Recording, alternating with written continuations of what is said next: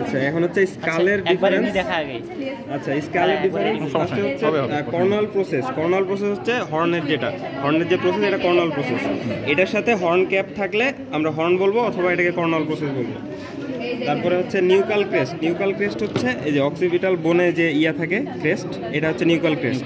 এটা হচ্ছে হর্সে থাকবে, অক্সের আর হচ্ছে শিপ গোটের ক্ষেত্রে থাকবে, যদি এটা ভালোভাবে বোঝা যাচ্ছে না। আর হচ্ছে ডগের ক্ষেত্রে থাকবে এক্সটার্নাল স্যাজিটাল ক্রেস্ট। এটার নাম হচ্ছে ডগের ক্ষেত্রে একটু সাইডে, ওই জন্য এটা হচ্ছে এক্সটার্নাল স্যাজিটাল ক্রেস্ট। আর শিপ গোটের ক্ষেত্রে নিউকাল ক্রেস্ট, আর হর্সের ক্ষেত্রে নিউকাল ক্রেস্ট।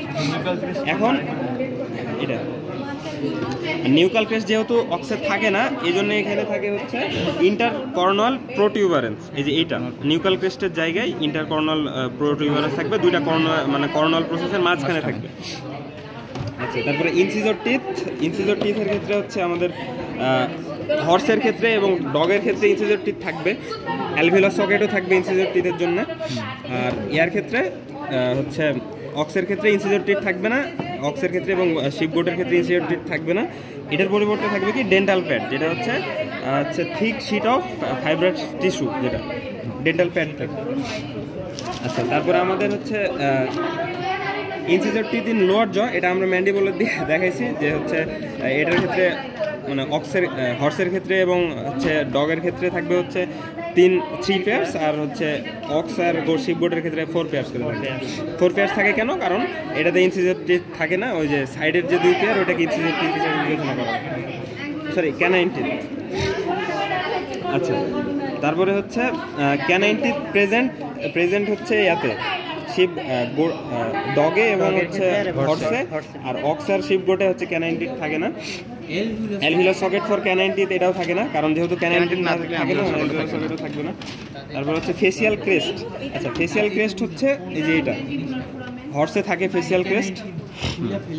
ফেসিয়াল ক্রেস্ট শুধুমাত্র হর্সে প্রেজেন্ট, এই যে এই ক্রেস্টটা ফেসিয়াল ক্রেস্ট। আর বাকিগুলো হচ্ছে ফেসিয়াল টিউবার।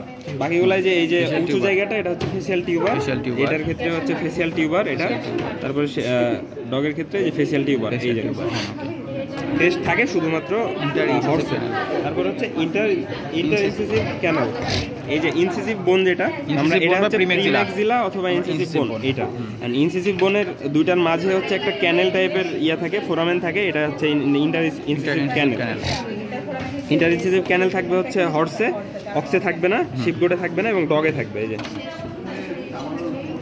ক্যানেল অ্যাবসেন্ট, ডগে অ্যাবসেন্ট, ডগে অ্যাবসেন্ট, ডগে অ্যাবসেন্ট। আচ্ছা, শুধুমাত্র হর্সে থাকে, শুধুমাত্র হর্সে, এই যে এখানে থাকে হর্সে।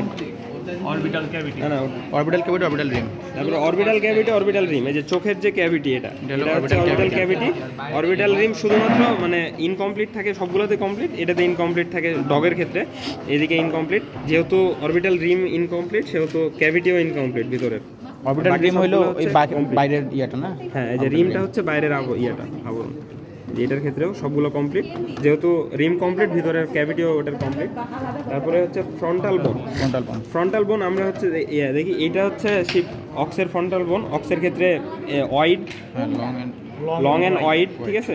আর এটার হচ্ছে এটা হচ্ছে শুধু ওয়াইড, লং অ্যান্ড ন্যারো হচ্ছে হর্সের ক্ষেত্রে লং অ্যান্ড ন্যারো, মানে যে ন্যারো থাকে। হ্যাঁ, শিপ গোটের ক্ষেত্রে হচ্ছে এটা ওয়াইড মোটামুটি, আর হচ্ছে ইয়ার ক্ষেত্রে ডগের ক্ষেত্রেও ন্যারো। মানে আমরা হচ্ছে শিপ গোটের ডিফারেন্স করলে এটার ক্ষেত্রে ওয়াইড, মানে শিপ গোটের ওয়াইড, ডগের ন্যারো। আর হর্স আর অক্সের মধ্যে দেখলে হর্সের হচ্ছে অক্সের হচ্ছে ওয়াইড, হর্সের ন্যারো। এই কটাই মূলত আমরা যখন কম্পারিজন করব তখন শিপ গোট আর ডগের করব, আর হর্স এবং অক্সের করব। সাইজের ডিফারেন্সের কারণে আমরা ইজিলি বুঝতে পারবো কোনটা আর মেনলি দেখতে হবে হচ্ছে কোনটা ডগ, কোনটা হচ্ছে শিপ গোট।